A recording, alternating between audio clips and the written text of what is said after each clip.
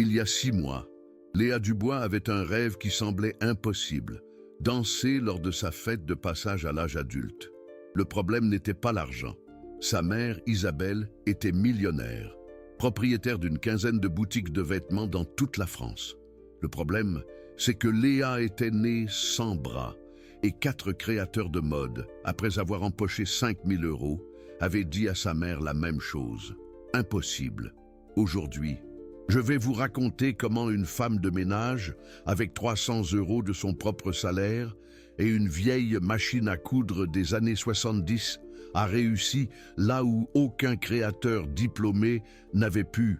Mais avant d'aller plus loin, il faut comprendre quelque chose. Cette histoire, ce n'est pas celle d'une robe. C'est l'histoire de ce qui arrive quand on décide qu'un rêve est plus important que son propre repos. Si vous avez déjà eu l'impression que le monde vous disait non, restez, parce que ce qui va suivre va changer votre façon de voir les personnes qui font le ménage chez vous. Léa est née le 3 mars 2010 à l'hôpital Saint-Luc de Lyon. Isabelle Dubois, sa mère, avait 33 ans. Elle était directrice régionale d'une chaîne de magasins de vêtements. Elle travaillait 14 heures par jour, voyageait 3 semaines par mois, gagnait plus d'argent qu'elle ne pouvait en dépenser. Quand les médecins lui ont annoncé que sa fille était née avec une condition appelée amélie bilatérale congénitale, Isabelle n'a pas compris. Ils lui ont expliqué avec des mots plus simples. Sa fille n'avait pas de bras, ni d'avant-bras, ni de mains, seulement 2 petits moignons, à l'endroit où auraient dû commencer les épaules. Isabelle a pleuré pendant 3 jours, puis elle a arrêté de pleurer et s'est mise à travailler encore plus. Elle a engagé les meilleurs nounous, les meilleurs ergothérapeutes, les meilleurs professeurs particuliers. Elle compensait son absence avec de l'argent. Et il faut bien l'avouer, l'argent arrangeait beaucoup de choses. Léa a appris à écrire avec ses pieds à 4 ans. À 6 ans, elle maîtrisait l'ordinateur en utilisant les orteils avec une vitesse qui rendait ses camarades jaloux. À 8 ans, elle a gagné sa première médaille d'or en natation paralympique junior. À 10 ans, elle peignait des tableaux à l'huile qui se vendaient dans des galeries d'art. Léa n'était pas une enfant handicapée, c'était une enfant avec une capacité différente, qui avait transformé chaque limitation en une opportunité. Mais il y avait quelque chose que l'argent d'Isabelle ne pouvait pas acheter, quelque chose que tous les thérapeutes du monde ne pouvaient pas enseigner. Quelque chose que Léa désirait plus que n'importe quelle médaille ou n'importe quel tableau vendu. Elle voulait danser lors de sa fête de passage à l'âge adulte.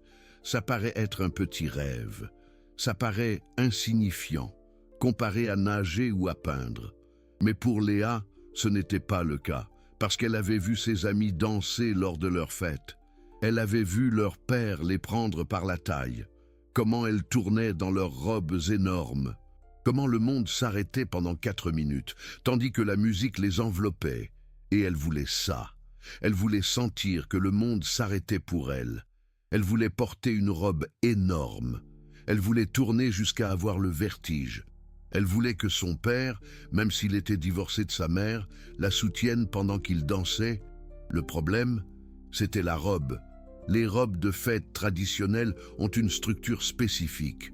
Elles ont besoin de bretelles, de manches, de quelque chose qui les maintienne sur le haut du corps, sans bras, sans épaules développées, sans la structure musculaire qui permet à une robe de tenir en place.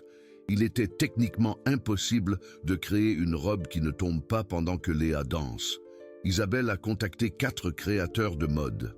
Le premier a facturé 800 € pour 3 réunions et un croquis qui ne marcherait jamais. Le deuxième a facturé 1500 € et a suggéré que Léa porte des prothèses esthétiques sous la robe. Léa a refusé. Elle voulait danser comme elle était, pas déguisée en quelque chose qu'elle n'était pas. Le troisième créateur a facturé 1200 € et a proposé une robe avec une structure rigide, presque comme un corset en métal, qui se tenait seule, mais ne permettait aucun mouvement. Léa ne pourrait pas tourner, elle ne pourrait pas danser. Elle pourrait seulement rester debout comme une statue. Le quatrième créateur était le plus cher, 1500 €. 3 mois de travail, Un prototype qui s'est démonté la première fois que Léa a essayé de faire un tour complet. 5 000 € dépensés, 4 professionnels avec des années d'expérience. 0 résultat. Isabelle était désespérée. Et Léa, pour la première fois en 14 ans, avait cessé de croire que tout était possible. Une nuit de février, 3 mois avant la date prévue de la fête, Léa s'est enfermée dans sa chambre. Elle n'est pas sortie dîner, n'a pas répondu aux messages. Isabelle était en voyage d'affaires à Lyon. La seule personne à la maison était Fatima Ben Ali, la femme de ménage qui travaillait pour la famille depuis 3 ans. Fatima avait 52 ans.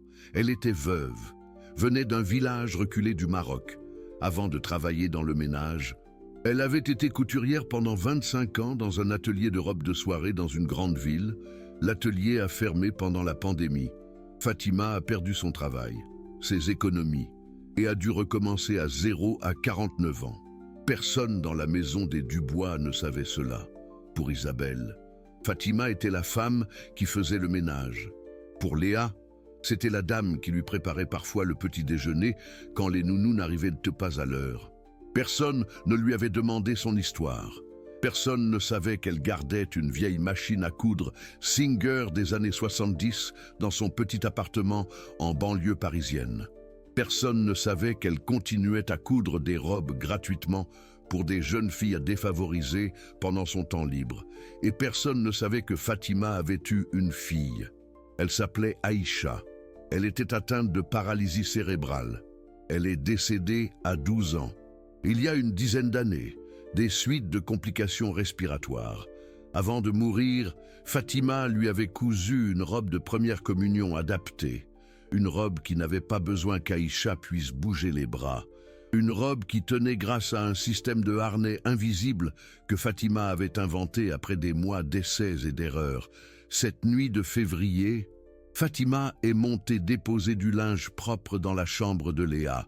Elle a entendu les pleurs avant de frapper à la porte. Elle a frappé doucement, pas de réponse. Elle a frappé de nouveau. « Ma petite, je vais laisser tes vêtements ici, dehors. » Pas de réponse, seulement plus de pleurs. Fatima aurait pu s'en aller. C'était son travail, nettoyer, laisser le linge, partir. Elle n'était pas payée pour consoler la fille de son employeuse. Elle n'était pas payée pour demander ce qui n'allait pas. Elle n'était pas payée pour s'impliquer. Mais Fatima a entendu ses pleurs et s'est souvenue d'autres pleurs, des pleurs d'il y a 10 ans, des pleurs d'une enfant qui croyait elle aussi qu'il y avait des choses qu'elle ne pourrait jamais faire. « Ma petite, c'est Fatima. Si tu veux parler, je suis là. » 30 secondes se sont écoulées. Puis, la porte s'est ouverte. Léa était assise par terre dans sa chambre, entourée de croquis de robes, de photos de fêtes de passage à l'âge adulte de ses amis, et d'un ordinateur portable ouvert avec des vidéos de valse. Ses yeux étaient rouges, ses joues mouillées, et une expression que Fatima reconnut immédiatement. C'était l'expression de quelqu'un qui avait cessé de croire en l'impossible. « Ils ne vont pas me faire la robe », dit Léa sans la regarder. Personne ne sait comment. Fatima ne dit rien. Elle s'assit par terre à côté de Léa, regarda les croquis, regarda les photos, regarda les vidéos. Et alors, elle vit quelque chose qu'aucun créateur n'avait vu. Elle vit que Léa ne voulait pas une robe normale, avec des modifications. Léa voulait une robe qui l'embrassât, une robe qui bougea avec elle, une robe qui n'essaierait pas de cacher ce qui lui manquait, mais qui célébrerait ce qu'elle avait. Fatima ferma les yeux. Elle se souvint de la robe d'Aïcha. Elle se souvint des 12 points d'ancrage. Elle se souvint de comment le harnais invisible distribuait le poids.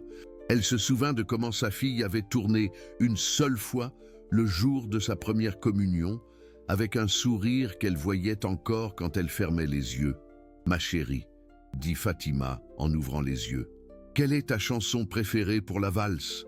Léa la regarda, confuse. C'était la première fois que quelqu'un lui posait des questions sur la chanson, au lieu de lui poser des questions sur le problème. « Tant de valse, » répondit Léa, « de Chayanne. » Fatima acquiesça, se leva, ramassa l'un des croquis rejetés, le regarda pendant un long moment, puis le retourna et commença à dessiner quelque chose au verso. Léa observa sans comprendre. Fatima dessinait des lignes, des points, des flèches. Ça ne ressemblait pas à une robe, ça ressemblait à un schéma d'ingénierie. « Qu'est-ce que c'est que ça ?» demanda Léa. « C'est un harnais » répondit Fatima sans cesser de dessiner. « Invisible, il va à l'intérieur de la robe. Il s'ancre en 12 points de ton dos et de tes épaules. Il distribue le poids pour que la robe ne dépende pas de bretelles ni de manches.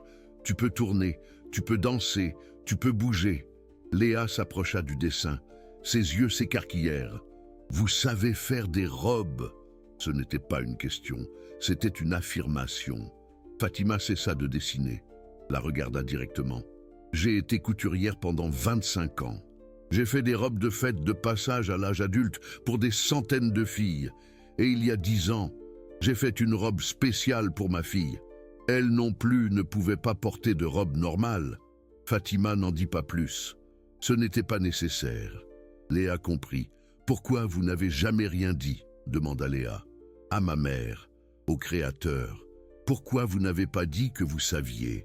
Fatima sourit tristement. « Parce que personne n'a demandé, ma chérie. Personne ne demande à la dame qui fait le ménage. » Cette nuit-là, quelque chose changea. Pas dans la maison, pas dans le travail de Fatima. Ça changea dans une petite chambre d'une jeune fille sans bras qui soudain avait de l'espoir. Mais il y avait un problème énorme. Isabelle ne savait rien. Les créateurs avaient officiellement échoué. La fête de passage à l'âge adulte était prévue pour mai. On était en février. Il restait 3 mois. Et Fatima ne pouvait pas simplement se présenter en disant qu'elle pouvait faire la robe. Elle était la femme de ménage. Elle n'avait pas de référence. Elle n'avait pas de diplôme. Elle n'avait rien qui prouvait qu'elle savait ce qu'elle faisait, sauf une machine à coudre ancienne et des souvenirs d'il y a une décennie. Alors Fatima prit une décision. Elle le ferait en secret. Elle travaillerait chez elle, le soir, après ses heures de ménage. Elle achèterait le tissu avec son propre argent. Elle construirait la robe pièce par pièce, et quand elle serait terminée, quand elle serait parfaite, quand il n'y aurait aucun doute qu'elle fonctionnait, alors elle la montrerait. Léa était d'accord. C'était un plan risqué. Si Isabelle découvrait que sa femme de ménage faisait quelque chose dans son dos avec sa fille, elle la renverrait probablement. Mais pour Léa, le risque valait la peine. Parce que pour la première fois depuis des mois, quelqu'un lui avait dit qu'elle danserait à sa fête de passage à l'âge adulte. Et elle l'avait dit avec les yeux de quelqu'un qui avait fait exactement ça avant. Le lendemain, Fatima commença son enquête. Elle visita 4 magasins d'orthopédie à Paris, étudia les harnais médicaux, prit des notes, dessina des modifications, parla avec des techniciens qui fabriquaient des prothèses, se renseigna sur des matériaux qui soient forts mais flexibles, invisibles mais résistants. Elle dépensa tout le premier mois juste à faire des recherches. Elle n'acheta pas un mètre de tissu. Elle ne coupa pas une pièce. Elle ne fit que faire des recherches, dessiner, calculer, dans son cahier bleu, le même type de cahier qu'elle utilisait pour les listes de ménage. Elle commença à tout documenter. Jour 1, j'ai visité l'orthopédie Saint-Marcel. Jour 2, j'ai obtenu des échantillons de tissu élastique. Jour 3, j'ai pratiqué des points d'ancrage sur un mannequin prêté. 47 croquis différents. 12 prototypes de harnais en miniature. 3 visites à des magasins de tissus à Montmartre, où personne ne demandait pourquoi une femme de ménage achetait de l'organza français. Le 2e mois, Fatima commença à coudre. Elle travaillait de 6 heures du matin à 3 heures de l'après-midi chez les Dubois. Ensuite, elle prenait 2 bus et le métro pour arriver à son appartement en banlieue parisienne. Elle mangeait quelque chose rapidement, et de 5 heures de l'après-midi à minuit, elle cousait. 7 heures par jour, 7 jours par semaine.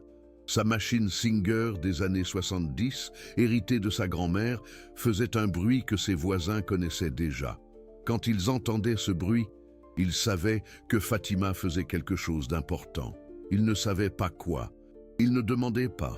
Ils savaient juste que cette machine ne fonctionnait que quand il y avait un rêve en jeu. La robe prenait forme lentement. Elle était rose. pas un rose quelconque. C'était le rose exact que Léa avait indiqué sur une photographie de magazine. Fatima avait cherché dans 9 magasins différents jusqu'à trouver la nuance exacte. La jupe était ample, avec des couches de tulle qui permettaient le mouvement. Le corsage était structuré mais flexible, renforcé avec des baleines en plastique au lieu de métal pour réduire le poids, et à l'intérieur, invisible de l'extérieur, il y avait le harnais, 12 points d'ancrage distribués sur le dos et les épaules de Léa. Chaque point était couvert par un coussinet de silicone médical pour éviter l'irritation. Les sangles étaient d'un matériau élastique utilisé dans les équipements sportifs de haute compétition. Elles s'ajustaient avec du velcro silencieux et se cachaient complètement sous le tissu. Le résultat était une robe qui semblait flotter, une robe qui défiait la gravité, une robe qui n'avait pas besoin de bras pour se soutenir. Mais Fatima n'était pas satisfaite. Une robe qui se soutient ne suffit pas, dit-elle à Léa dans l'une de leurs conversations secrètes. Une robe de fête de passage à l'âge adulte doit danser avec toi. Elle doit tourner quand tu tournes. Elle doit voler quand tu voles. Alors commença la deuxième phase, les tests de mouvement, une fois par semaine, toujours quand Isabelle était en voyage. Fatima apportait la robe à la maison des Dubois, cachée dans un sac de linge sale. Léa l'essayait dans sa chambre et elle s'entraînait. Tourne à droite, plus vite, maintenant à gauche, monte les épaules, baisse-les, avance, recule. Chaque essai révélait un problème. Chaque problème nécessitait une solution. Chaque solution signifiait plus d'heures de travail nocturne pour Fatima. Au 3e mois, à 6 semaines de la fête de passage à l'âge adulte, la robe était presque terminée. Et puis arriva le jour qui allait tout changer. Isabelle Dubois avait un vol prévu pour Marseille pour une réunion d'affaires. Le vol partait à 7 heures du matin. La réunion était à 11 heures. Elle reviendrait le lendemain. Mais ce matin-là, quelque chose se passa. Une grève surprise des contrôleurs aériens annula tous les vols de l'aéroport. Isabelle tenta de reprogrammer, aucune option avant le lendemain. La réunion fut reportée à 9 heures du matin. Isabelle était de retour chez elle. Elle n'avait prévenu personne. Elle n'avait pas appelé. Elle est simplement arrivée. La maison était silencieuse. Léa devait être à l'école, mais elle avait demandé à rester à la maison à cause d'un soi-disant mal de ventre. Fatima devait faire le ménage, mais elle n'était dans aucune des pièces principales. Isabelle monta les escaliers. Le couloir était silencieux, mais il y avait une lumière allumée au bout du couloir. Une lumière venant de la pièce où l'on rangeait la machine à coudre. Cette pièce était un espace qu'Isabelle n'utilisait jamais. Elle l'avait aménagé il y a des années, quand elle pensait avoir du temps pour des loisirs. Elle n'en a jamais eu. La pièce était fermée depuis des années, accumulant la poussière, oubliée. Mais maintenant, il y avait de la lumière, et il y avait du son. Un son mécanique, rythmique, qu'Isabelle ne reconnut pas immédiatement. C'était le son d'une machine à coudre. Isabelle marcha lentement vers la porte. Elle était entr'ouverte. Elle pouvait voir des ombres bouger à l'intérieur. Elle pouvait entendre des voix, une voix adulte et une voix jeune. Et puis, Isabelle poussa la porte. Ce qu'elle vit la laissa paralysée, au centre de la pièce, entourée de tissus, de fils et d'outils de couture. Se tenait Fatima, sa femme de ménage, la dame qui nettoyait sa maison depuis 3 ans. Elle était assise devant une machine à coudre ancienne, la plus ancienne qu'Isabelle ait vue de sa vie, ajustant quelque chose sur un mannequin. Et sur le mannequin, il y avait une robe rose.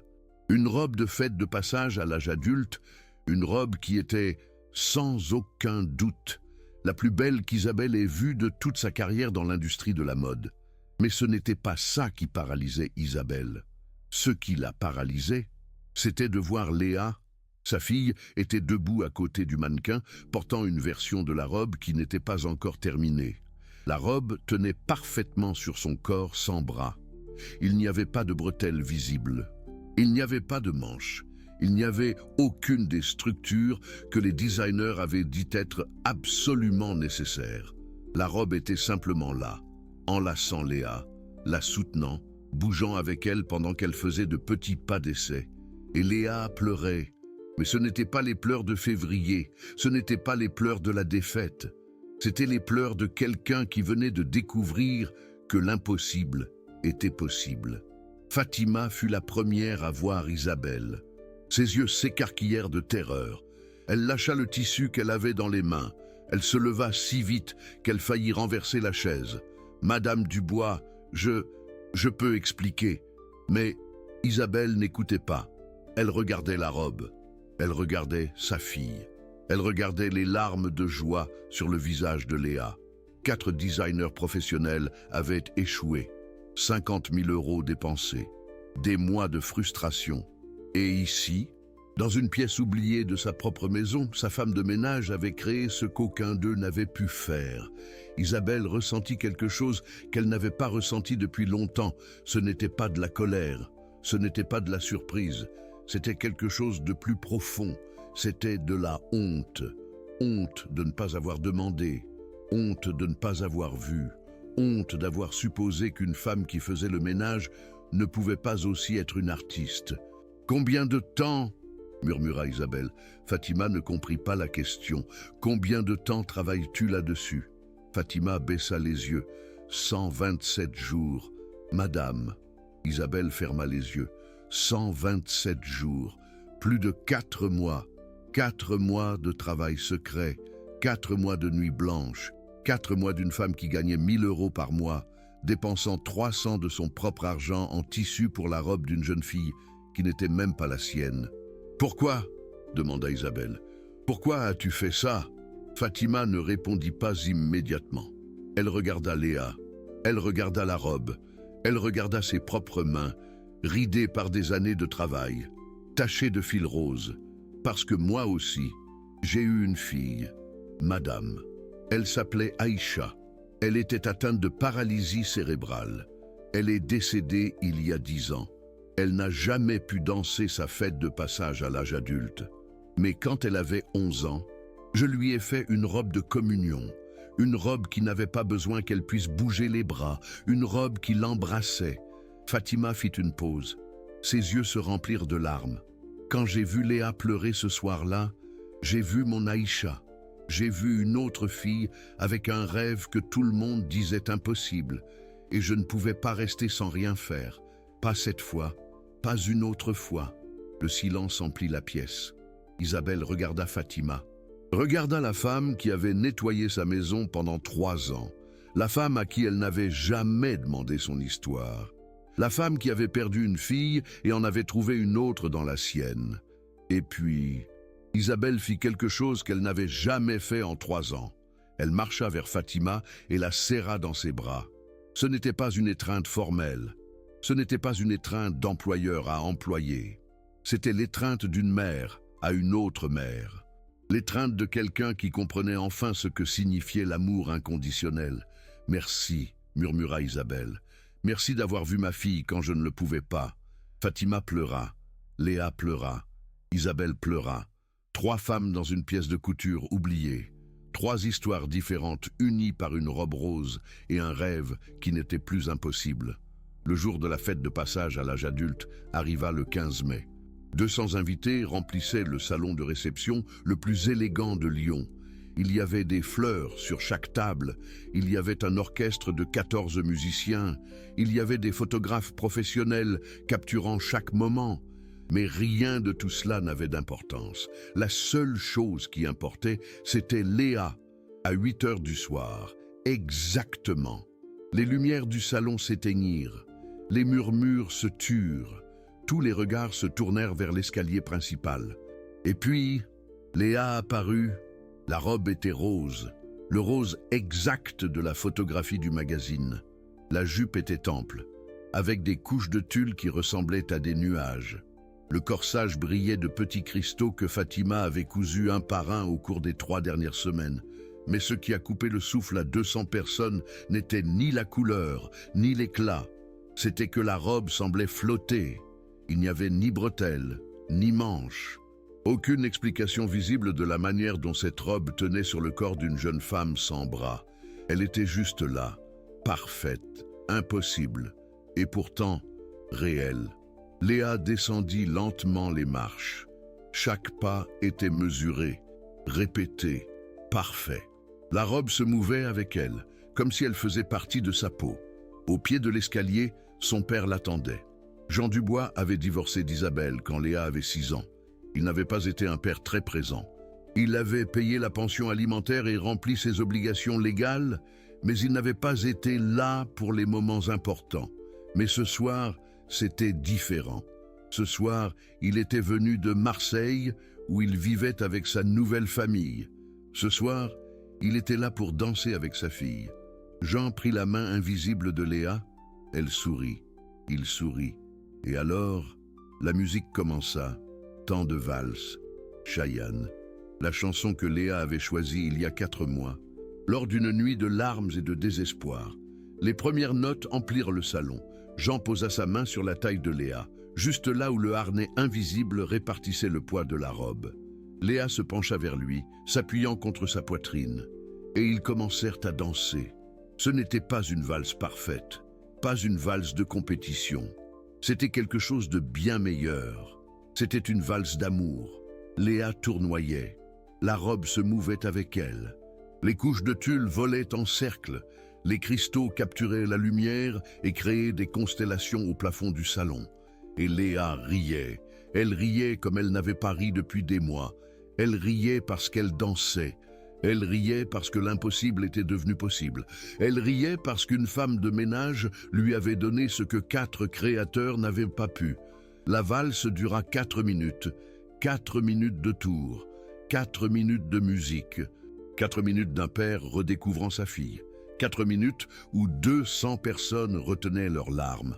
Quand la dernière note résonna, le salon explosa en applaudissements. Ce ne furent pas des applaudissements polis, ce furent des applaudissements debout, des cris, des larmes que personne n'essayait plus de contenir.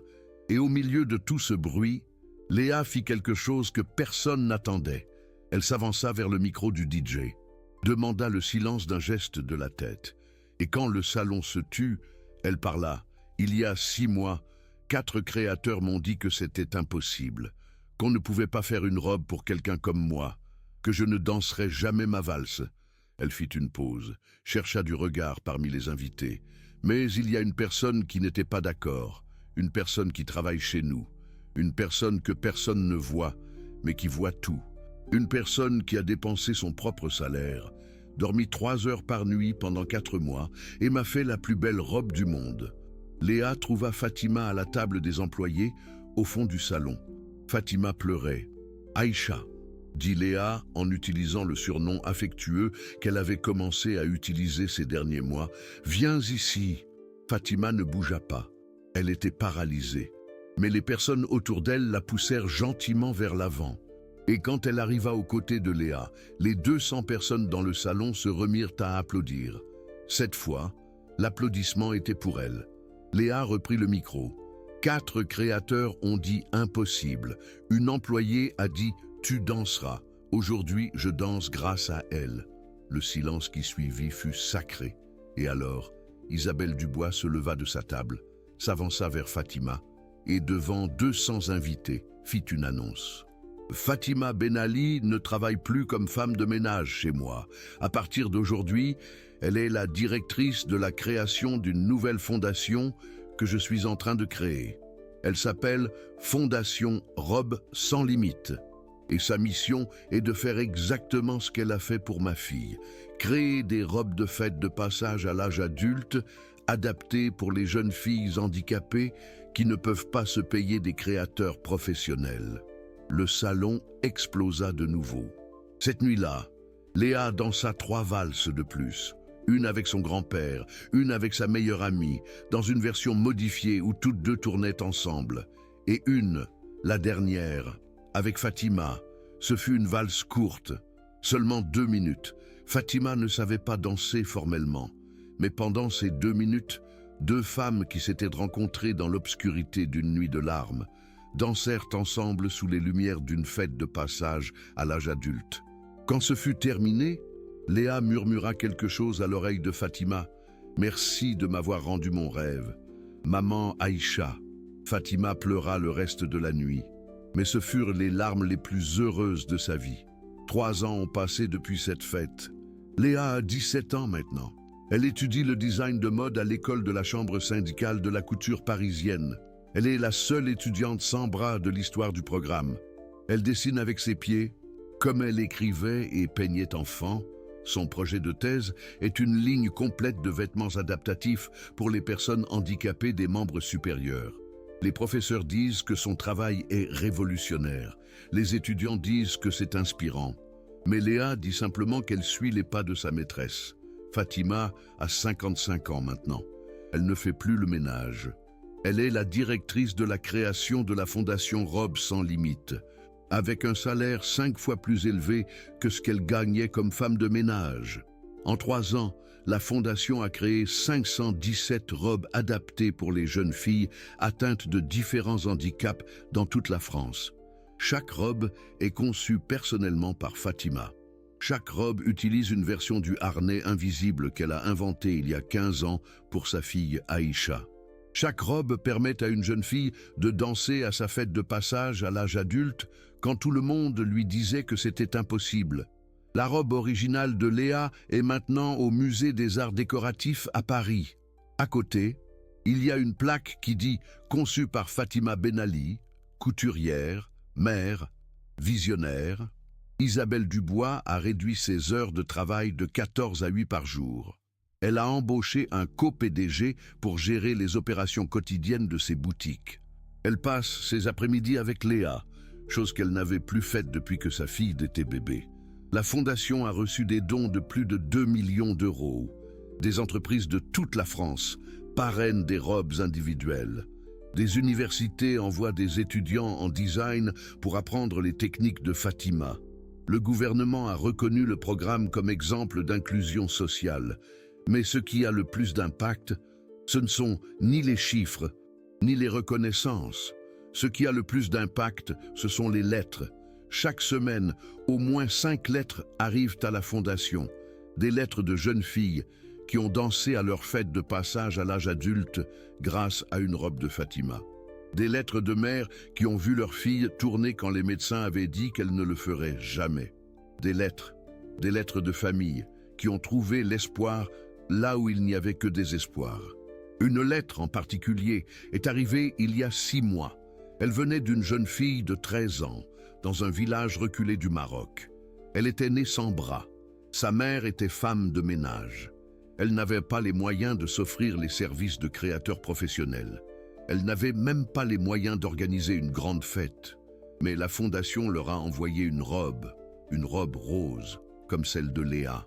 Une robe avec un harnais adapté à son corps. Spécifiquement, une robe qui lui permettrait de danser.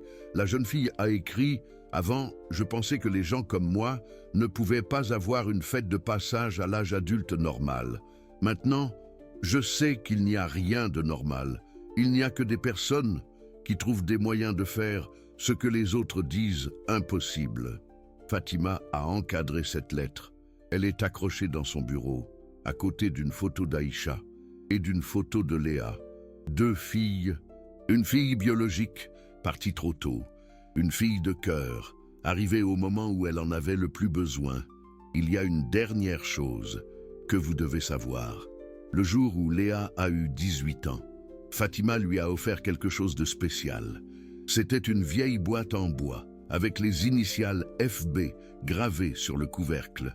À l'intérieur, il y avait une petite robe, une robe blanche de communion, une robe avec un système de harnais invisible, qui était l'ancêtre de la robe rose, de la fête de passage à l'âge adulte. C'était la robe d'Aïcha. Léa l'a regardée, longuement, puis elle a regardé Fatima. « Je veux que tu la donnes à la fondation, » dit Fatima, la voix brisée. « Je veux qu'elle soit à côté de ta robe, dans le musée. Je veux que le monde sache que les miracles ne commencent pas de rien. Ils commencent par d'autres histoires, d'autres douleurs, d'autres amours. » Léa a acquiescé. Mais avant de refermer la boîte, elle a sorti quelque chose d'autre qui était caché sous la robe. C'était une photographie. Sur la photographie, une fillette de 11 ans, atteinte de paralysie cérébrale, souriait à l'appareil. Elle portait la robe blanche.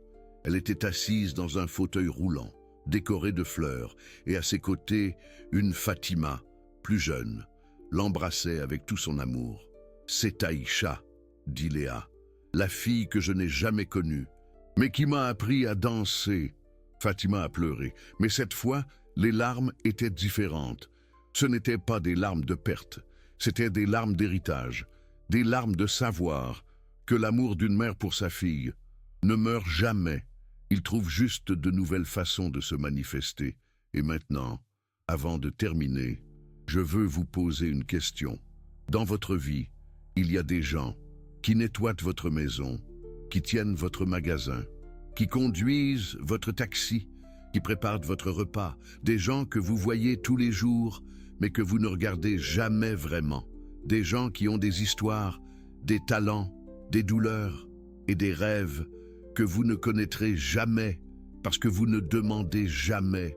Combien de ces personnes pourraient faire l'impossible si quelqu'un leur en donnait l'opportunité? Combien de Fatima y a-t-il dans votre monde qui attendent que quelqu'un voie au-delà de l'uniforme? Combien de rêves sont en train de mourir parce que nous supposons que certaines personnes ne peuvent pas les réaliser? Je n'ai pas les réponses, mais je sais quelque chose avec certitude. Quelque part en France, ce soir, il y a une fille qui pleure parce qu'elle croit que son rêve est impossible. Et quelque part près d'elle, il y a une femme avec des mains travailleuses et un cœur énorme qui pourrait faire de ce rêve une réalité. La question est de savoir si quelqu'un leur donnera l'occasion de se rencontrer. 4 créateurs ont dit impossible. Une employée a dit « tu danseras ». Parfois, les miracles ne viennent pas des experts. Ils viennent des gens que personne ne voit, mais qui voient tout. Et quand Léa danse maintenant, à n'importe quel événement, n'importe où, elle dédie toujours le premier tour à 2 personnes, à Aïcha, la fille qu'elle n'a jamais connue, mais dont la robe lui a appris à voler, et à maman Fatima, la femme qui nettoyait des maisons, mais qui cousait des rêves, parce qu'au final, c'est ce que Fatima a fait. Elle n'a pas cousu une robe, elle a cousu un rêve, point par point, nuit après nuit, larme après larme. Et ce rêve vit maintenant dans 517 filles à travers toute la France. 517 filles qui dansent parce qu'une femme, avec une machine à coudre Singer des années 70, leur a dit les mêmes mots qu'elle a dit à Léa ce soir de février. « Tu danseras à ta fête de passage à l'âge adulte. Ma fille, je te le promets. » Et les promesses des mères, même si elles ne sont pas de sang, se réalisent. Elles se réalisent toujours. Mais il y a quelque chose d'autre que vous devez savoir, quelque chose qui s'est passé il y a à peine 2 mois et qui prouve que cette histoire continue de s'écrire. La fondation Robe sans limite a reçu un appel d'un hôpital à Marseille, le même hôpital où est née Fatima il y a plus d'un demi-siècle. Le directeur d'oncologie pédiatrique avait une requête spéciale. Il y avait une fille de 13 ans, prénommée Inès. Elle était en traitement contre une leucémie. Elle avait perdu tous ses cheveux. Elle avait perdu beaucoup de poids. Et elle avait perdu, selon sa mère, l'espoir de vivre. Mais Inès avait un rêve, le même rêve qu'avait eu Léa, le même rêve qu'avait eu Aïcha. Elle voulait danser, sa fête de passage à l'âge adulte. Le problème était qu'Inès ne savait pas si elle atteindrait ses 15 ans. Le médecin a donné à la famille une option. Il pouvait attendre qu'elle ait 15 ans si elle y arrivait, ou il pouvait célébrer maintenant, à 13 ans, une fête de passage à l'âge adulte, anticipée, une célébration de la vie, tant qu'elle l'avait encore. La famille n'avait pas d'argent, le traitement avait consumé toutes leurs économies. Ils n'avaient pas les moyens de s'offrir une robe, ils n'avaient pas les moyens de s'offrir une fête, ils avaient à peine les moyens de se rendre à l'hôpital. Mais quelqu'un à l'hôpital avait entendu parler de la fondation Robe sans limite. Quelqu'un avait vu un reportage à la télévision sur une femme qui fabriquait des robes pour les filles qui ne pouvaient pas porter des robes normales. Le directeur de l'hôpital a appelé la fondation, il a expliqué la situation, il a demandé s'il y avait une possibilité d'aider. Fatima a écouté l'histoire, en silence. Quand le directeur a fini de parler, elle n'a posé qu'une seule question. Quelle est la chanson préférée d'Inès pour la valse? Le docteur n'a pas su répondre, mais il a promis de se renseigner. Le lendemain, le docteur a rappelé, la chanson était « Je vole » de Michel Sardou, une chanson française sur la liberté, une chanson qu'Inès avait écoutée à l'hôpital et qui, selon elle, lui donnait l'impression qu'elle pouvait encore voler. Fatima a raccroché le téléphone. Elle a regardé Léa, qui travaillait maintenant avec elle, à la fondation, en tant qu'assistante styliste, et elle lui a dit quelque chose qui changerait les 30 prochains jours de leur vie. Nous allons à Marseille, ma fille, nous allons faire voler une fille, 30 jours. C'était tout le temps qu'elles avaient. Fatima et Léa ont voyagé à Marseille, avec 3 valises. L'une contenait des outils de couture, l'autre contenait des tissus de toutes les couleurs qu'Inès pouvait imaginer, et la troisième contenait quelque chose qu'aucun créateur professionnel n'aurait pensé emporter. Elle contenait des photographies d'Aïcha avec sa robe de communion, des photos de Léa dansant sa valse, des photos des 517 jeunes filles qui avaient reçu des robes de la fondation au cours des 3 dernières années. Fatima savait quelque chose que les médecins ignoraient. Elle savait que parfois, pour guérir le corps, il faut d'abord guérir l'âme. Et l'âme de Marisol avait besoin de voir qu'elle n'était pas seule, qu'il y avait d'autres jeunes filles qui avaient affronté l'impossible, qu'il y avait de l'espoir au-delà du traitement. Le premier jour dans ce village reculé du Maroc, Fatima n'a pas touché une aiguille. Elle a seulement parlé avec Marisol. Elle lui a raconté l'histoire d'Aïcha. Elle lui a raconté l'histoire de la paralysie cérébrale. Elle lui a raconté l'histoire de la robe blanche de première communion.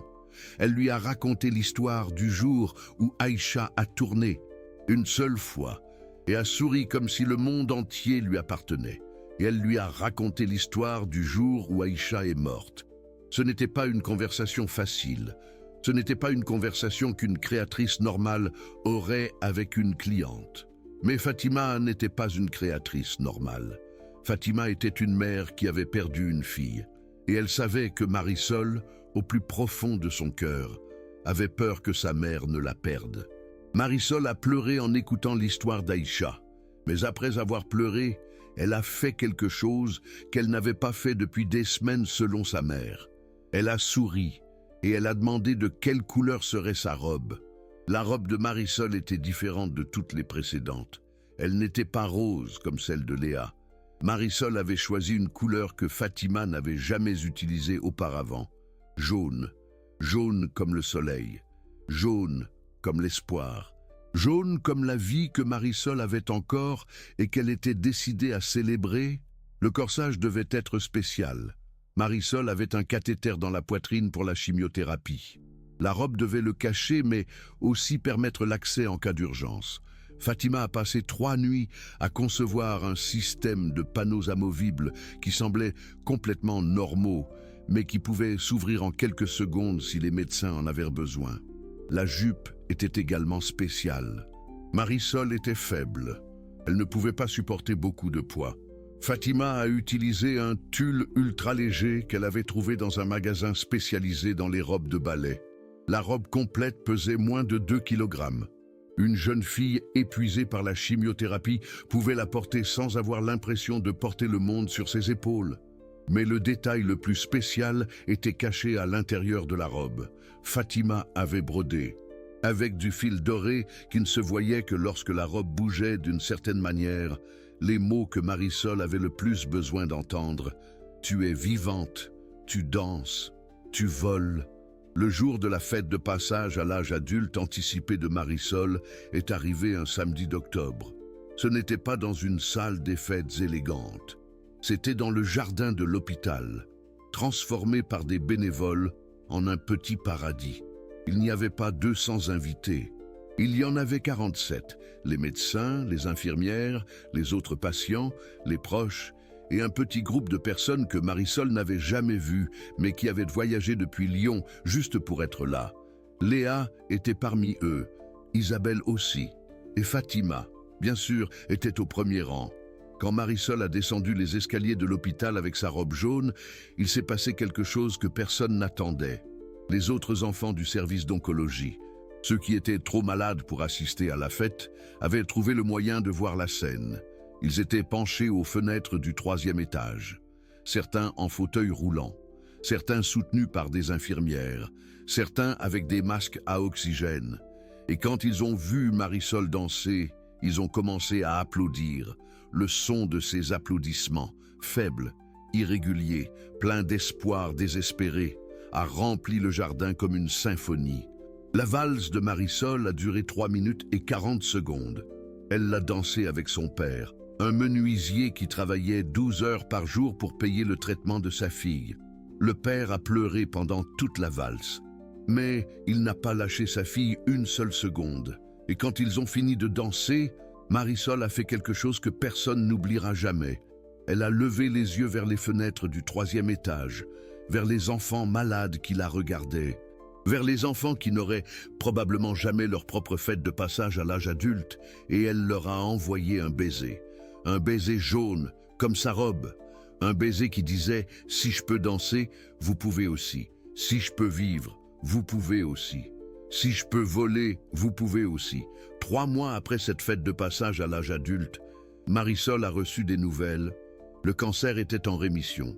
Les médecins ne pouvaient pas l'expliquer complètement. La chimiothérapie avait fonctionné, bien sûr, mais il y avait autre chose, quelque chose que les tests médicaux ne pouvaient pas mesurer. La mère de Marisol l'a décrit ainsi. Après la fête de passage à l'âge adulte, ma fille a commencé à se battre. Avant, elle survivait seulement, ou après, elle a commencé à se battre pour vivre. Fatima a reçu la nouvelle alors qu'elle cousait la robe numéro 543 de la Fondation. Quand elle a lu le message, elle a posé l'aiguille sur la table et a pleuré. Léa est entrée dans l'atelier et l'a trouvée en train de pleurer. Elle a pensé que quelque chose de grave s'était passé, mais Fatima l'a regardée avec des yeux brillants et lui a montré le téléphone. Elle est en rémission, ma puce. Marisol est en rémission. Léa a embrassé Fatima et les deux ont pleuré ensemble parce que c'est ce que fait cette fondation. Elle ne fait pas seulement des robes, elle fait de petits miracles. Elle rend l'espoir visible. Elle fait que les jeunes filles qui croient qu'elles vont mourir commencent à croire qu'elles vont vivre aujourd'hui. Pendant que vous écoutez cette histoire, il y a une jeune fille quelque part en France qui attend une robe.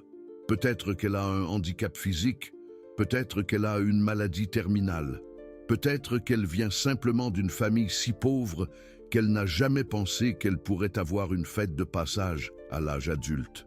Mais Fatima est dans son atelier, avec sa machine à coudre Singer des années 70, avec ses mains ridées par des décennies de travail, avec son cœur rempli d'histoires de jeunes filles qui ont dansé quand tout le monde disait que c'était impossible. Et elle coud, point par point, rêve par rêve, miracle par miracle. La question n'est pas de savoir si Fatima peut continuer à faire des robes. Elle a 55 ans. Ses mains tremblent parfois. Ses yeux ne voient de plus aussi bien qu'avant. Mais elle continue de coudre. La question est de savoir combien de Fatima il y a dans le monde qui ne trouveront jamais leur Léa.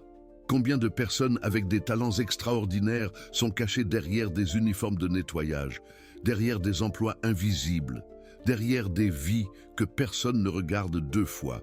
Combien de rêves attendent que quelqu'un demande « Quelle est ta chanson préférée pour la valse ?» Je sais que cette histoire était longue. Je sais qu'il vous a fallu du temps pour l'écouter. Mais je veux que vous vous souveniez de quelque chose. Chaque jour, dans chaque maison, dans chaque bureau, dans chaque hôpital, il y a des personnes invisibles qui font des travaux invisibles, des personnes que personne ne voit, des personnes dont les histoires personne ne connaît. Et certaines de ces personnes peuvent faire des miracles. Elles ont juste besoin que quelqu'un leur donne l'opportunité. Léa a été cette chance pour Fatima. Marisol, une autre opportunité.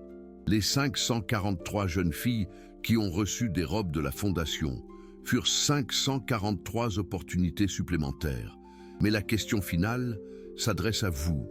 Y a-t-il, dans votre vie, quelqu'un que vous n'avez jamais vraiment regardé? Quelqu'un dont vous ignorez l'histoire? Quelqu'un qui pourrait accomplir l'impossible si seulement quelqu'un croyait en lui ou en elle? Allez-vous continuer votre chemin sans rien faire, ou allez-vous vous arrêter et demander? Fatima a attendu 52 ans que quelqu'un la voie, 52 ans à faire le ménage, à coudre en secret, gardant son talent comme un trésor que personne ne voulait, jusqu'à ce qu'un soir de février, une jeune fille sans bras lui ouvre la porte et tout a changé. 4 designers ont dit « impossible ». Une employée a dit « tu danseras ». Et 543 jeunes filles plus tard, cet employé continue de dire la même chose. « Tu danseras, ma fille, je te le promets ». Et les promesses des mères, même si elles ne sont pas de sang, sont tenues. Elles sont toujours tenues, toujours.